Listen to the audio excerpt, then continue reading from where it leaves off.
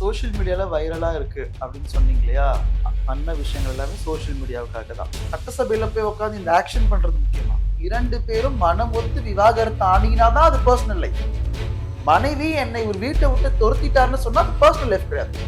ஊர்ல இருக்க பெண்களுக்கெல்லாம் பாதுகாப்பு பண்ணீங்களே, உங்க மனைவி நீங்க செங்கல்பட்டு கோர்ட்ல போய் உட்காந்து எனக்கு இது கொடுங்கன்னு சொல்றாங்களே, நான் என்ன ஆயுதம் எடுக்கணும்ன்றதை எதிரில் இருக்கவங்க தான் முடிவு பண்றான். அதனால இது பர்சனல் அட்டாக். நீங்க ஒழுங்கா இருக்க, இவங்க ஒழுங்கா இருப்பாங்க. சைன்லாம் போவாங்க நீங்க நினைக்கிறீங்களா? ஸ்டாம்ப் வச்சிருப்பாங்க, ரப்பர் ஸ்டாம்ப்.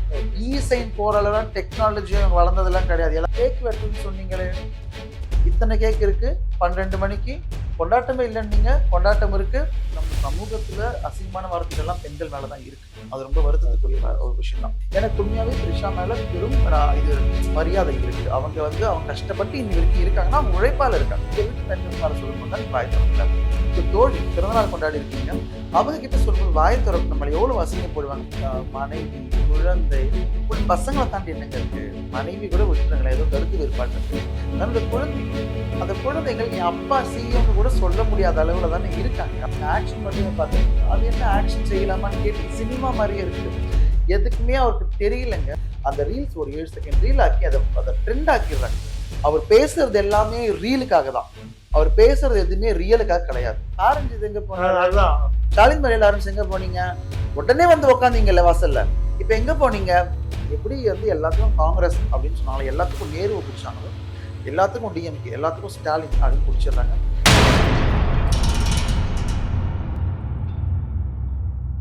இன்று நம்முடன் ஜென்சி டிஎம்கே தோழர் சரண்ராஜ் அவர்கள் இருக்கார். அவர்கிட்ட சமகால நிகழ்வு குறித்து கேட்டு தோழர் வணக்கம். உடன்பிறப்புகளுக்கும் வணக்கம். தோழர், தமிழ்நாடு சட்டமன்றம் ரொம்ப கலகலப்பா போயிட்டு இருக்குது. முதல்வர் சிஎம் அவர்களுடைய பேச்சை எப்படி பாக்குறீங்க? அதுவும் நேற்று அவர் செய்த சம்பவம் வந்துட்டு சோசியல் மீடியாக்குள்ள ரொம்ப வைரலா இருக்கு. அவரோட ஆக்ஷனோட அதை எப்படி எடுத்துக்கிறீங்க? சோசியல் மீடியால வைரலா இருக்கு அப்படின்னு சொன்னீங்க இல்லையா? பண்ண விஷயங்கள் எல்லாமே சோசியல் மீடியாவுக்காக தான். ஒரு நாகரிகம் இருக்கு. சட்டசபை எப்பேற்பட்ட ஆளுமைகள்லாம் பார்த்து ஒரு சட்டசபையில நான் இதெல்லாம் பண்ணலாமா அப்படின்னு கேட்டு இப்படி பண்றது, இதெல்லாம் இங்க ஸ்டாலின் அவர்கள் சட்டசபைக்குள்ள வராத ஒரு நபர். இன்னமும் ஒருத்தவங்க தோல்வியை பத்தி அசிங்கப்படுத்துறது இருக்கு தெரியுமா? சிஎம் நீங்க பண்ணிட்டு போயிடுவீங்க, உங்க தொண்டர்கள் எல்லாம் திமுகவுக்கு சப்போர்ட் பண்றவங்கள அதை வச்சு பேசி கிண்டல் பண்ணிட்டு இருக்காங்க, அசிங்கம் பண்ணிட்டு இருக்காங்க. எவ்வளவு பிரச்சனைகள் இருக்கு, அதுதானே பேசணும். சட்டசபையில போய் உட்காந்து இந்த ஆக்ஷன் பண்றது முக்கியமா? கிடையாது. சட்டசபையில போயிட்டு அமோனியா அந்த கேஸ், அதுவும் ஆட்கள் போனதுக்கு அப்புறம் அதை பண்ண வேண்டிய அதுதான் சொல்றேன். அது சபாநாயகருக்கு அதுக்கு பர்மிஷன் கொடுக்கிறாரு. முதல்ல ஜேசிடி பிரபாகர் மாண்புக்குரிய சபாநாயகர் ஒருதலை பட்சமா செயல்பட்டு இருக்காரு. நாங்களும் பார்த்துட்டு இருக்கோம். அது பேசுறது கூட எங்களுக்கு டைம் கொடுக்கறது இல்ல, எதிர்கட்சிக்கு டைம் கொடுக்கறது இல்ல. எதிர்கட்சியில எங்க இளந்தலைவருக்கு மட்டும்தான் அவர் டைம் கொடுக்குறாரு. அவர் பேசும்போது மட்டும் குறுக்கிட மாட்டார். நல்லா நோட் பண்ணுங்க. மத்தவங்க யார் பேசினாலும் குறுக்கிடுறாரு. அவர் ஒரு சிஎம் ஒரு குற்றச்சாட்டு வைக்கிறாரு, அதுக்கு எதிர்கருத்து வைக்கணும். நீங்க இருங்க, வெயிட் பண்ணுங்கன்னா அப்ப நாங்க எங்க பேசுறது, எப்ப பேசுறது? சோ இதெல்லாம் கொஞ்சம் கூட மாண்பே கிடையாது, நாகரிகமே கிடையாது. கொஞ்சம் நல்லா இல்ல. இதெல்லாம் மாண்பு நாகரிகம்னு இந்த மாதிரி வார்த்தைகள் எல்லாம் போல நல்லா இல்ல. இது பண்ணக்கூடாது, தப்பு இல்ல. அந்த அப்பாவை காணும் அப்படின்ற ஒரு கேள்வியை கேட்டவுடனே எங்கப்பா உங்க அப்பாவை காணும்னு சொன்னதுக்கு அப்புறமேட்டு உதயநிதி ஸ்டாலின் அவர்கள் பார்த்தா தனிப்பட்ட வாழ்க்கை, அதாவது பாத்தீங்கன்னாக்கா பண்பட்ட ஒரு அரசியலை மேற்கொள்றோம், நாகரிகமான அரசியல் இது பண்றோம் அப்படின்னு கிட்டத்தட்ட நாகரிக அரசு ஸ்டாலின் அவர்கள் ஐக்கான் அப்படின்னு சொல்லப்படும் போது அவருடைய மகன் கவுண்டர் கொடுக்குறன்ற பேருல செங்கல்பட்டுல ஒரு பொண்ணு புருஷனை காணும் தேடி இப்படி ஒரு பர்சனல் லைஃப் அட்டாக் பண்ணி ஒரு பதிவு போடணுமா? பர்சனல் லைஃப் அட்டாக் பண்ணி மறுபடியும் சொல்றேன், எங்களுடைய தலைவர் ஸ்டாலின் அவர்கள் சட்டசபைக்குள்ள வந்தாருன்னா நீங்க அவரை பத்தி பேசலாம். இப்ப ஒரு எதிர்கட்சி கூட கிடையாது, ஒரு எம்எல்ஏ கூட கிடையாது. அவருக்கு இப்ப பர்சனல் லைஃப் தானே. அவர் எந்த இதுலயுமே இல்ல தானே, எங்க கழகத்தோட தலைவர். அவரை பத்தி எதுக்கு சட்டசபையில பேசணும்? என்ன இது இருக்கு? எங்க உங்க அப்பாவை காணும்னா அப்பனா யாருக்கு என்ன மாதிரி பதிலடி கொடுக்கணுமோ அப்படிதான் கொடுப்பாரு இளம் தலைவர். ஆமா, இன்னொரு விஷயம், இது பர்சனல் லைஃப் கிடையாது. அதாவது 2 பேரும் மனம் ஒத்து விவாகரத்து ஆனீங்கன்னாதான் அது பர்சனல் லைஃப். மனைவி என்னை ஒரு வீட்டை விட்டு துரத்திட்டாருன்னு சொன்னா அது பர்சனல் லைஃப் கிடையாது. ஊர்ல இருக்க பெண்களுக்கெல்லாம் பாதுகாப்பு பண்ணீங்களே, உங்க மனைவி நீங்க செங்கல்பட்டு கோர்ட்ல போய் உட்காந்து எனக்கு இது கொடுங்கன்னு சொல்றாங்களே, வீட்டுக்குள்ள சேர்க்கறது இல்ல. இத்தனை வருஷமா தமிழகத்துல எத்தனை முதலமைச்சர் பதவி ஏற்றிருக்காங்க, அத்தனை பேரும் குடும்பத்தோட வந்திருக்காங்க, தான் பிள்ளைகள்லாம் வந்திருக்காங்க. இன்னைக்கு அவங்க பிள்ளை கூட போக முடியாத அளவுதான் நீங்க வச்சிருக்கீங்க. முதல் பாதுகாப்பு கொடுக்க வேண்டியது உங்க வீட்டுல தான். இது பர்சனல் அட்டாக் கிடையாது. பர்சனல் அட்டாக்னு எடுத்தீங்கன்னா எடுத்துக்கணும். நீங்க பர்சனல் அட்டாக் பண்ணீங்கன்னா இவங்களும் பண்ணுவாங்க. முதல்ல நாம எப்படி நடந்துக்கிறோமோ அப்படின்னு தான் இருக்கு. நான் என்ன ஆயுதம் எடுக்கணும்ன்றதை எதிரில இருக்கவன் தான் முடிவு பண்றான். அதனால இது பர்சனல் அட்டாக். நீங்க ஒழுங்கா இருங்க, இவங்க ஒழுங்கா இருப்பாங்க. தமிழ்நாட்டு அரசியல்ல ஏற்கனவே பார்த்தீங்கன்னா, உடன்பிறவா சகோதரிகள் ஆட்சி வந்து பார்த்தீங்கன்னா, மிகப்பெரிய பிரச்சனைகள கொண்டு வந்து கொடுத்து தமிழ்நாட்ட பின்னடைவு கொண்டு போனது. அதே போன்ற ஒரு சூழல் உடன்பிறவா சகோதரர்கள், தோழர்கள் ஓகேங்களா? இவர்களுடைய ஆட்சி. ஏன்னா வந்து பார்த்தீங்கன்னாக்கா, இதுவரைக்கும் தான் கூட இருந்த யாருக்குமே வந்து பார்த்தீங்கன்னா, பர்சனல் செக்ரட்டரி அப்படின்ற ஒரு போஸ்ட் வந்து குடுக்கல. தன்னுடைய ரூட் மாஃபியா நிறுவனத்த சேர்ந்த ஜெகதீஷ்க்கு வந்துட்டு பர்சனல் செக்ரட்டரின்னு ஆர்டர். அதுவும் ஆர்டர் எப்பனாக்கா, அந்த ஜோதிடரை நியமனம் பண்ண அதுக்கு முந்தின ஆர்டர் நம்பர் தான் இருக்கு. அந்த தேதியில வந்திருக்கு. திடீர்னு பார்த்தீங்கன்னாக்கா, சிஎம்மோட பர்சனல் செக்ரட்டரி ஜெகதீஷ் அப்படின்னு சொல்லிட்டு ஒரு இத வந்துட்டு அந்த ஜெகதீஷே ரிலீஸ் பண்றாரு.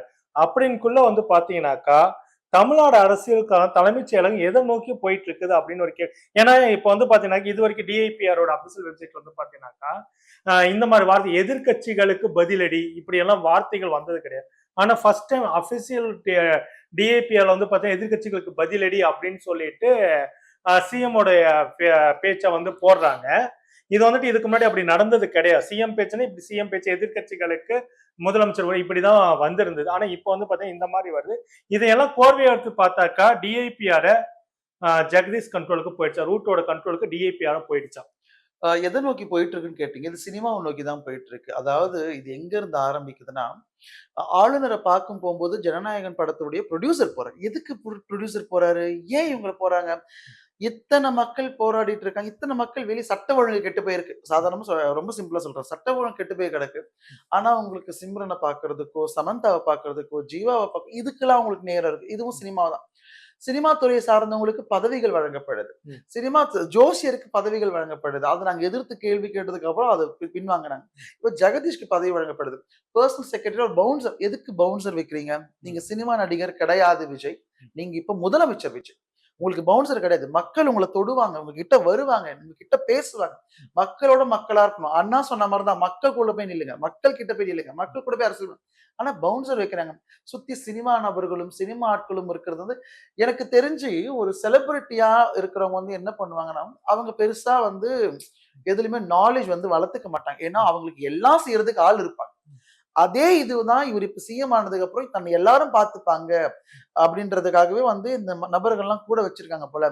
ஒரு செக்ரட்டரி, ஒரு பிஏ மாதிரி வந்து சொன்னா ஓகே ஓகே சைன் போடுறதும் சைன் கூட அவர் போடுறாரான்னு எங்களுக்கு தெரியல. அவர் தான் சிஎம் ஆன்றதே எங்களுக்கு ரொம்ப சந்தேகமா இருக்கு. இ சைன் மாதிரி எடுத்து வச்சிட்டாங்க.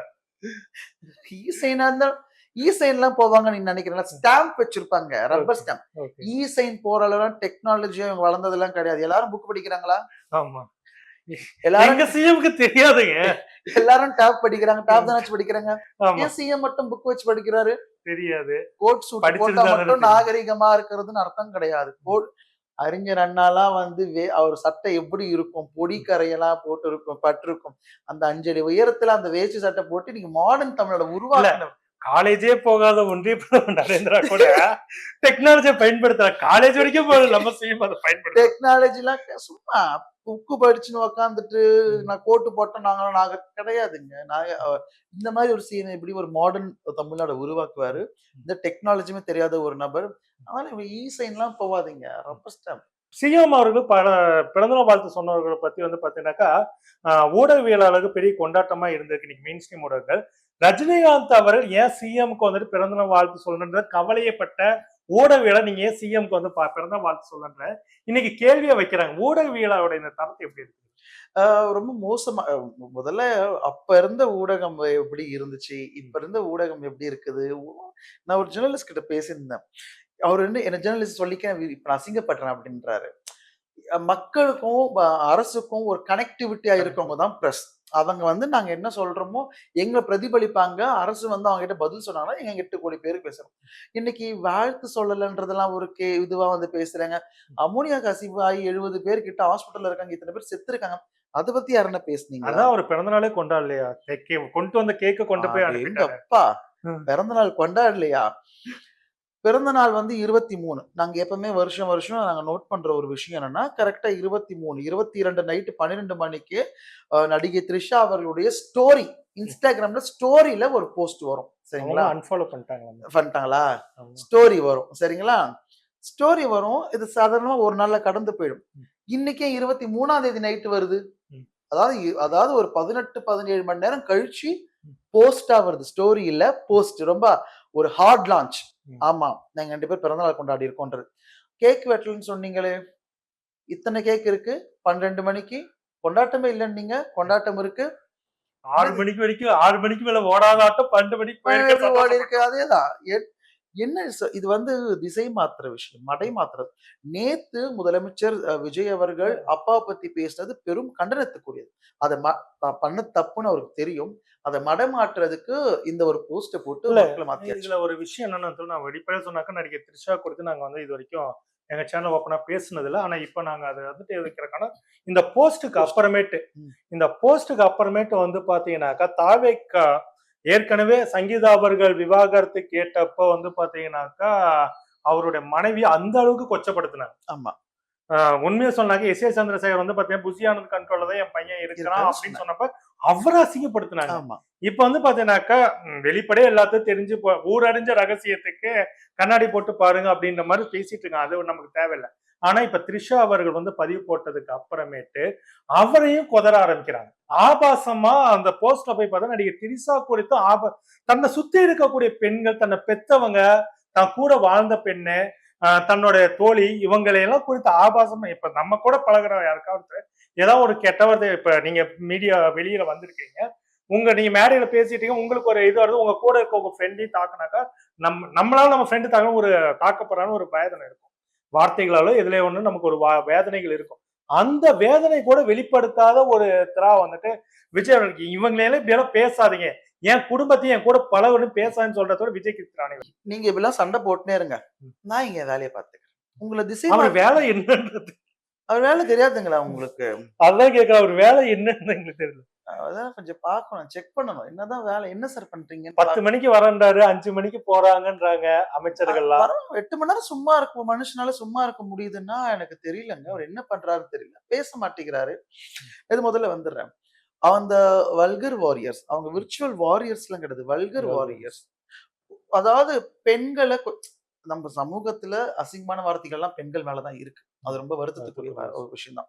நீங்க உங்க எந்த பெண்களை நீங்க இழிவுபடுத்தி பேசிட்டாலும் அவங்களாம் அடங்கிடுவாங்க அப்படின்னு நினைக்கிறாங்க. எனக்கு உண்மையாவே த்ரிஷா மேல பெரும் இது மரியாதை இருக்கு. அவங்க அவங்க கஷ்டப்பட்டு இன்னி வரைக்கும் இருக்காங்கன்னா அவங்க உழைப்பால இருக்காங்க. அதுக்கு எந்த ஒரு மாற்று கருத்தும் இல்லை. சப்போர்ட்ஸும் பெருசா கிடையாது. ஆமா ஆமா கண்டிப்பா. அந்த பெண் மேல இவ்வளவு வன்மங்கள் செலுத்துறாங்க இல்லையா? கட்டின பொண்டாட்டி மேல இவ்வளவு வன்மங்கள் செலுத்தும் போதே பேசாத ஒரு நபர் இது வரைக்கும் ஒரு நண்பர் தோழின்னு தான் நான் சொல்லுவேன். நான் ஒண்ணும் வேற எதுவும் நான் சொல்றதுக்கு விரும்பல. நாமளும் தோழின்னு தான் சொல்றோம். அந்த தோழி மேல இவ்வளவு வன்மங்கள் செலுத்தும் போது வாய் திறக்கணும் இல்ல. எங்க வீட்டு பெண்களுக்கு மேல சொல்லும் போது தான் நீங்க வாய் திறக்கல. தோழி பிறந்தநாள் கொண்டாடி இருக்கீங்க. அவங்க கிட்ட சொல்லும்போது வாய் திறக்கணும் மேல எவ்வளவு அசிங்கப்படுவாங்க. அவங்களுக்கும் ஒரு குடும்பம் இருக்கு. அவங்களுக்கும் அம்மா இருக்கு. எல்லாருமே மனிதர்கள் தான். யாரும் மிஷின் கிடையாது. அவங்களுக்கும் ஒரு மனசு இருக்கு. அதுவும் ஹர்ட் ஆகும். சொல்லி இத கொச்சைப்படுத்தாதீங்க அப்படின்னு ஒரு வார்த்தை.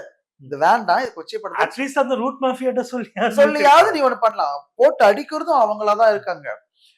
அது ரொம்ப நல்லா இல்ல. விஜயோட சுயநலத்துக்காக ஒட்டுமொத்தமா அவரு குடும்பத்துல இருக்கவங்க, அவருடைய கூட வாழ்ந்த மனைவி, பிள்ளைகள் பிளஸ் வந்து பாத்தீங்கன்னாக்கா அவரோட நட்பா பழகக்கூடிய நபர்கள், த்ரிஷா முதற்கொண்டு எல்லாத்தையும் இவர்களையும் தொடர்ந்து காயப்பட்டுட்டே இருக்கணுமான்னு ஒரு கேள்வி இருக்கு இல்லையா?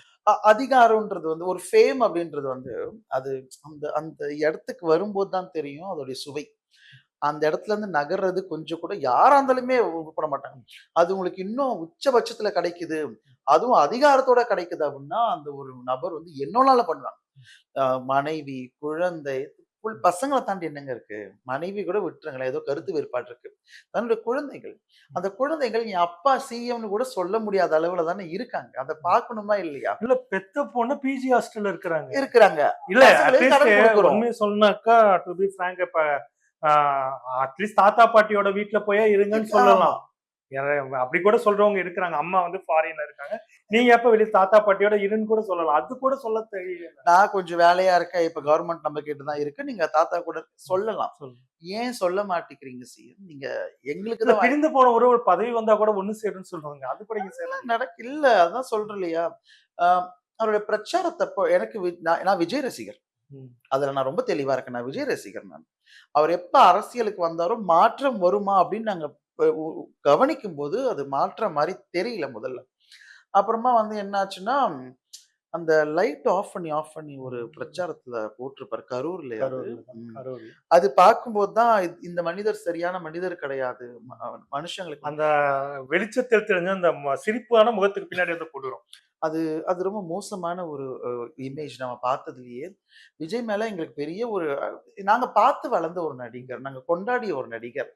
நாங்க ஸ்கூல்லலாம் அவர பத்தியே பேசி சிலாகிக்கிற நடிகர். அவர் பாட்ட கேட்டு வளர்ந்த பசங்க நாங்க. திடீர்னு ஒரு கூட்டத்துல திடீர்னு இந்த லைட் அப்படி அணைஞ்சு அணைஞ்சு எரிஞ்ச அந்த சிரிப்பு இருக்கு தெரியுங்களா? அது அந்த இமேஜ் எல்லாத்தையும் மாத்திருச்சு. இவர் நம்மளுக்கான நபர் கிடையாது அப்படின்னு சொல்லி ஒரு நடிகர் தான் இவரு அப்படி வச்சு. அப்படி இருக்க ஒரு நபருக்கு எப்படி வந்து நாம இதெல்லாம் எதிர்பார்க்க முடியும்னு எனக்கு தெரியல. சொல்லுறாரு. அடுத்து வந்து சட்டமன்றத்துல உதயநிதி அவர் டென்ஷன் ஆனதுக்கான டாஸ்மாக் பார்ட்டி ஃபண்ட் ம். அப்படின்ற ஒரு விஷயத்த வச்சு தான் வந்துட்டு இது பண்ணாங்க அப்படின்னு சொன்னா உதயநிதி ஸ்டாலின் அவர்கள் நீங்க எந்த கட்சின்னு சொல்லுங்கன்னு சொல்லும் போதே சிஎம்மோட ஃபேஸ் ரியாக்ஷன் ரொம்ப அழகா இருந்தது. அரண்டு போய் அப்படியே பார்த்த அந்த ஒரு காட்சி வந்துட்டு பாத்தீங்கன்னாக்கா உண்மையிலே தெரியாம வாயை விட்டுட்டோமா அப்படின்னு இருந்தது. இந்த பார்ட்டி ஃபண்ட் ரூ. 10 பார்ட்டி ஃபண்ட் போச்சு அப்படின்னாக்கா இப்ப ரூ. 20 பாட்டு வாங்கினாங்க. அது எந்த பார்ட்டி ஃபண்ட்னு ஒரு கேள்வி எழுப்பலாம் இல்லைங்களா? கண்டிப்பா. இது நானே எக்ஸ்பீரியன்ஸ் பண்ணேன். நான் இதுக்குன்னே டாஸ்மார்க் போனேன். தாம்பரத்துல. என்னதான் பண்றாங்க? இங்க என்னதான் நடக்குது? இது ரூ. 10 வாங்குறது கூட எனக்கு எதுக்குன்னு தெரியாது. போகும்போது தான் அப்பதான் அந்த எக்ஸ்ட்ரா ரூ. 20ன்னு குடுத்தாங்க. ஏன்னா ரூ. 10 இத்தன நாள் பாட்டு பாடிட்டு இருந்தீங்க. ரூ. 20 சொல்றீங்களே அப்படின்னு கேட்கும்போது தான், நீங்க திருப்பி குடுத்தீங்கன்னா உங்களுக்கு ரூ. 10 எக்ஸ்ட்ரா குடுப்போம் அப்படின்னாங்க. ஓ! இந்த மாரி பாட்டில் குடுத்தா பண்ணுவாங்க போல அப்படின்னும்போது, சரி அப்ப பாட்டில ரோட்ல போட்டு உடைச்சிடக்கூடாது இவங்க. நம்ம கிட்ட குடுத்தா ரூ. 10 குடுக்குறோன்றது தான் கணக்கா இருக்கும் முன்னாடின்னு யோசிச்சோம். அப்ப ரூ. 10 வாங்கலனா ஏன் ரூ. 20 வாங்குறீங்க? அப்படின்னு ஒண்ணு இருக்குது. எக்ஸ்பீரியன்ஸ் நாங்க போய் பண்ணிட்டு தான் வந்து நாங்களும் போஸ்ட் போட்டோம். ஆனா, இதெல்லாம் நாங்க ஏதோ புதுசா கண்டுபிடிச்சிட்டோம். நீங்க என்ன சொல்லிட்டு வந்தீங்க? ரூ. 10 வாங்குறாங்க பாட்டிலுக்கு ரூ. 10ன்னு பாட்டு பாடுனீங்க தானே? இப்ப ரூ. 20 வாங்குறீங்கன்னு கேள்வி கேட்கிறோம். நீங்க பார்ட்டி ஃபண்டுன்றீங்க. எந்த பார்ட்டி ஃபண்டு? நாங்களும் கேட்கிறோம். எந்த பார்ட்டி ஃபண்டு? அதே மாரி எந்த பார்ட்டி ஃபண்டுன்னு கேட்கறது மாரி, இந்த எஃப்ஐஆர் போடுங்க நாங்க கணேஷ்காக போனோம் இல்லையா? எஃப்ஐஆர் போட மாட்டோம். மேலிடத்துல இருந்து கொஞ்சம் பிரஷர்ன்றாங்க. யார் அந்த மேலிடம்? எங்களுக்கு தெரியலங்க. நீங்க தாங்க சிஎம். எந்த பார்ட்டி, எந்த மேலிடம் எங்களுக்கு கண்ண கட்டி காட்டுல விட்டா மாரி இருக்கு. எங்களுக்கு பயமா இருக்கு. குத்து மதிப்பா குற்றச்சாட்டுகள ஒரு 3ஆம் தர பத்திரிகைகள் குடுக்கும். ஓகேங்களா? இந்த மாரி நடந்தது. அப்படின்ற மாரி ஒரு முதலமைச்சர் சட்டமன்றத்துல இருந்துட்டு அத பேசுற அந்த போக்கு, பதில் கேட்டாக்க ஒண்ணு சொல்லணும், இல்லைன்னா சொல்லாம இருக்கணும். அத விட்டுட்டு திரு திருன்னு முடிக்கிறது. இந்த போக்க எப்படி எடுத்துக்கணும் ஒரு பக்கம். இன்னொரு பக்கம் வந்து பாத்தீங்கன்னாக்கா, மிகப்பெரிய நிர்வாக சிக்கலா என்ன இருக்குனாக்கா, 300 பேருந்துகள் வெளி மாவட்டம் வந்து கொண்டு வந்து நிறுத்தி இங்க ஓரமா நிறுத்தி வச்சிருக்கோம். 3 நாளா கிடக்கு. ஓகே. இவர் வந்து கொடி அசைச்சாதான் அது வந்துட்டு போகும் அப்படின்னு நிறுத்தி வச்சிருக்காங்க. இன்னைக்கு டிடிவில வந்துட்டு அன்புமணி வரைக்கும் அது கண்டனங்கள்லாம் தெரிவிக்கிறாங்க. இந்த போக்கு எப்படி பார்த்தா அதான் வந்துட்டு நிர்வாக பணத்தை சரி பண்ணி நிர்வாகத்தை வந்துட்டு கொண்டு வந்து நிறுத்துவோம். ஒரு பைசா கூட வந்து மக்கள் பணத்தை கை வச்சவங்கள விட மாட்டோம்னு சொன்ன விஜய் 3 நாளா மக்கள் வரி பணத்துல வண்டிகள் 300 பஸ் சும்மா நின்னுட்டு இருக்கு. இது எப்படி எடுத்துக்கீங்க? ஒரு நிர்வாக திறமை வந்து இல்லாத ஒரு நபர்கள் தான் இவங்க. அதாவது தான் ஜெயிப்போம் அப்படின்னு கூட தெரியாது இவங்களுக்கு. ஜெயிச்சிட்டோம். இப்ப அத எப்படி சமாளிக்கிறதுன்னு தெரியல. விஜய தவிர முதலமைச்சர் விஜய தவிர, ராஜ்மோகன் பேசுற அமைச்சர், ஆதவ் தான் இந்த 2 பேர் மட்டும் தான் பேசுறாங்களே. விஜய் எங்கேயாவது பேசுற முதலமைச்சர் கிடையாது. அவர் 101 110ல தான் பேசுறாரு. ஆமா. அவருக்கு எந்த ஒரு இதுவுமே தெரியல. உண்மையிலே ரொம்ப பாவமா இருக்கு. ஒரு இடத்துல வந்து அவர் மாட்டிக்கிட்டு இருக்காரு. அவரால பேச முடியல. எனக்கு புரிஞ்சுக்கிறது என்னன்னா, அந்த நிர்வாக திறமை கிடையாது. அது எப்படி சமாளிக்கிறது தெரியல. அமைதியா இருந்தா இவங்கலாம் கேள்வி கேட்டு போயிடுவாங்கன்னு நெனச்சுட்டு இருக்காரு. போலாம். 1 மாசம் 40 நாள் ஆயிடுச்சா? 40 நாள் மேல ஆயிடுச்சு. இன்னும் ஒரு 1 மாசம் மக்கள் பார்ப்பாங்க. மக்கள் பார்க்கும்போது எதுக்குமே வாய் தொறக்கல அப்படின்னா, வெகுண்டு எழுந்துருவாங்க. கேட்கிற கேள்விக்கு பதிலா பிரஸ் மீட் பண்றது கிடையாது. எதிர்க்கட்சி தலைவர் கேட்கறதுக்கு பதில் சொல்ல தெரியல. நான் ஆக்ஷன் மட்டுமே பார்த்துட்டு இருப்பேன். அது என்ன ஆக்ஷன் செய்யலாமான்னு கேட்டு சினிமா மாரியே இருக்கு. எதுக்குமே அவருக்கு தெரியலங்க. அவருக்கு எதுவுமே இல்ல அவர் அத கேட்கும்போது கேட்டா கேமரா அவருக்கு ஃபோக்கஸ் ஆன ஒரு மேட்டர் அது உதயநிதி ஸ்டாலின் சொன்ன மாரி தான். 10 ரீல் தேரும். அவ்வளவுதான். இது நான் இங்க பண்றதெல்லாம் பண்ணிடுவேன். அதாவது நீங்க அசெம்பிளில பேசுறது எதிர்க்கட்சியில இருக்க நண்பர்களுக்கு அவங்க கிளம்பி போயிட்டாங்க. அப்ப நீங்க பேசுறீங்கன்னா, அப்ப கேமராக்காக பேசுறீங்கன்னு அர்த்தம். அந்த கேமராவ தூக்கி ரூட் மாஃபியால போட்டு, இவங்க தொண்டர்கள்னு சொல்லக்கூடிய ரசிகர்கள் மூலமா அதுக்கு பவர் ஒண்ணு பாட்டு ஒண்ணு போட்டு, அந்த ரீல்ஸ் ஒரு 7 செகண்ட் ரீல் ஆக்கி அத ட்ரெண்ட் ஆக்கிடுறாங்க. அவர் பேசுறது எல்லாமே ரீலுக்காக தான். அவர் பேசுறது எதுவுமே ரியலுக்காக கிடையாது. சென்னையில் போக்குவரத்து தனியார் மயம் ஆக போகுது அப்படின்ற ஒரு சந்தேகம் எனவே கடந்த திமுக ஆட்சி காலத்துல வாங்குறதுக்காக கொடுக்கப்பட்ட பஸ் டெண்டர்கள் எல்லாத்தையும் அவசர அவசரமா கேன்சல் பண்ணிருக்காங்க. இது எப்படி எடுத்துக்கிறீங்க? அவங்க இருக்கும்போது அவங்க வந்து போன வருஷம்லாம் வந்து எல்லாத்துக்குமே தனியார் மயமாக்குறீங்க திமுக மேல அவ்வளோ ஒரு குற்றச்சாட்டு வச்சீங்க. தனியார் மயம் மட்டும் கிடையாது. ஏதாவது ஒண்ணு ஆனா திமுக அப்படின்னு சொல்லிடுறீங்க. எந்த ரிப்போர்ட்டுமே கிடையாது. ஆமா. இன்னி ஆளுங்கட்சி ஆனது வரைக்கும் அவங்க கிட்ட ரிப்போர்ட் கிடையாது. அமைச்சர் ஆதவர்ஜனா பேசுறாரு, சபாநாயகர் உட்கார சொல்றாரு ரிப்போர்ட் எல்லாம் பேசாதீங்கன்ட்டு. அப்போ இதெல்லாம் வந்து தனியார் மயமாக்குறது கண்டிப்பா வந்து கண்டிக்கத்தக்கதுதான். இதெல்லாம் வந்து அவங்க எடுத்துட்டு போயிட்டு குடுத்துடுறாங்க. அந்த தூய்மை பணியாளர்கள் விஷயம் கூட இப்ப தனியார் மயமாக்கப்படுது. அன்னைக்கு 2 இல்ல அதுதான் சென்னையில ஒரு மாநகராட்சி ஒரு ஜோன் வந்துட்டு இது பண்ணப்ப பண்ணதுக்கே வந்து நீங்க வெயில்படாத உட்கார்ந்தீங்க. போராளிகள் பல பேர் ஆமா. வந்தாங்க. வந்து உட்கார்ந்தீங்க. நீங்களும் வந்து உட்கார்ந்தீங்க. ஆதவர்ஜனா வந்து உட்கார்ந்தீங்க. இன்னைக்கு அதெல்லாம் தனியார் மயமாக்குறீங்க. இது இல்ல எல்லாமே எனக்கு அது என்னன்னா அது யாருமே கேள்வி கேட்கலையே. எங்க அமைச்சர் சேகர் பாபு பார்த்து கேள்வி கேட்ட புளியந்தோப்பு மோகன் ம். இவன் என்ன பண்ணாங்க? ஆமா கேட்க மாட்டாங்க. ஆரஞ்சு இது எங்க போனாரு? அதுதான். ஷாலின் மலையில ஆரஞ்சு எங்க போனீங்க? உடனே வந்து உட்கார்ந்தீங்கல்ல வாசல்ல. இப்ப எங்க போனீங்க? இந்த தனியார் மயமாக்குறதெல்லாம் பார்த்தா பிஜேபி மாடல் மாரி தெரியல. அதே. அவங்க எல்லாத்தையும் தனியார் மயமாக்குறாங்க. ம். எப்படி வந்து எல்லாத்துக்கும் காங்கிரஸ் அப்படின்னு சொன்னாங்களோ, எல்லாத்துக்கும் நேருவ புடிச்சாங்களோ, எல்லாத்துக்கும் டிஎம்கே, எல்லாத்துக்கும் ஸ்டாலின் அப்படின்னு புடிச்சிடுறாங்க. எல்லாம் தனியார் மயமாக்குறாங்க. இவங்களும் தனியார் மயமாக்குறாங்க. பிரஸ்ஸ மீட் பண்றதில்ல. இவங்களும் பிரஸ்ஸ மீட் பண்றதில்ல.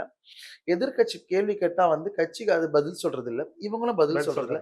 அப்படியே அந்த அஜெண்டா அப்படியே அங்க வருது பாருங்க. பேட்டர்ன் சரியான அப்படியே சரியான பேட்டர்ன். 10 பொருத்தமும் பக்காவா பொருங்கின 100 பொருத்தம் வச்சா கூட கரெக்ட்டா எல்லாத்துக்கும் நீ டிக் அடிக்கலாம் கண்ண மூடி.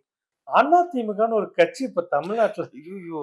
சொல்லும்போது தான் ஞாபகம் எடப்பாடி பழனிசாமி சட்டசபையில உட்காந்துட்டு அவரு பாடத்துக்கு பார்த்துட்டு இருக்கிறார். எப்ப நானும் இருக்கப்ப எனக்கு ஏதாவது பேசுமான்ற மாதிரி அவருடைய ரியாக்ஷன் இருக்கிறது பார்க்க முடியாது. அதெல்லாம் எப்படி எடுத்துக்கிறீங்க? ரொம்ப வேதனையான ஒரு விஷயம் அதிமுக.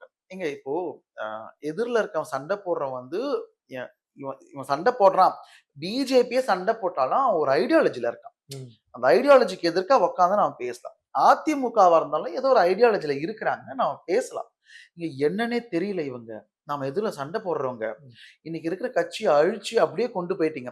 நெறைய பேர் வந்து டிஎம்கே குடும்ப கட்சி அப்படின்னு சொல்லுவாங்க. இந்த குடும்பத்துக்கிட்ட இல்லன்னா ஏடிஎம்கே நிலைமை தான் இதுவும். இல்ல ஏடிஎம்கே இப்ப மிதுன் வரப்போறாரு. அப்படிங்களா? ஆமா அதுக்கான வேலைகள் போயிட்டு இருக்கு. நடக்குதா? வரட்டும் வரட்டும். அதாவது அதனாலதான் கொஞ்சம் எஸ்பி வேலுமணி இவங்க எல்லாம் கொஞ்சம் அன்னில இருந்து திமுகவ அழிக்கிறதுக்கு எத்தனையோ பேர் வந்தாங்க. எல்லாம் அழிஞ்சு போனாங்க. இன்னைக்கு ஏடிஎம்கே வரைக்கும் அழிஞ்சு போயிருக்கு. ஆனா டிஎம்கே மட்டும் அப்படியே நிக்குதுன்னா, அந்த ஒரு குடும்பத்தால தான். நான் ரொம்ப எனக்கும் முதல்ல வந்து பல விமர்சனங்கள் ஏன் இந்த குடும்பத்துக்கிட்ட மட்டுமே இருக்கு அப்படின்ட்டு. அப்புறம் நாம கொஞ்சம் அரசியல் அறிவு வரும்போது தான், இந்த குடும்பத்துக்கிட்ட இல்லன்னா இந்த கட்சி கண்டிப்பா இருக்காது அப்படின்னு இன்னொன்னு ஐடியாலஜிக்கலா ஃபார்ம் ஆகிக்கிட்டே இருக்கிறாங்க. அந்த ஐடியாலஜிக்கல் டிரான்ஸ்ஃபர்மேஷன் கரெக்டா நடக்குது. இது ஒரு முக்கியமான ஒரு இது விஷயம். ஸ்டாலின் வந்து ஆள்றாரா? உதயநிதி ஆள்றாரா? நாளைக்கு கனிமொழி ஆள்றாங்களா? கலைஞர் அதெல்லாம் கிடையாது. ஒரு ஐடியாலஜி பேஸ் பண்ணி அது யாரு பின்பற்றுறாங்களோ, அதுக்கேத்த மாரி தான் அந்த ஐடியாலஜி நீங்க யார் தூக்கி பிடிச்சாலும் நாங்க நிப்போம். நான் போய் சிஎம் ஆகணும்னு நினைக்க முடியாதுல்ல. எனக்கு என்ன தகுதி இருக்கோ, நான் யார அரசியல் படுத்த முடியுமோ, என்னோட தன்னம்பிக்கை அங்க இருப்பேன்.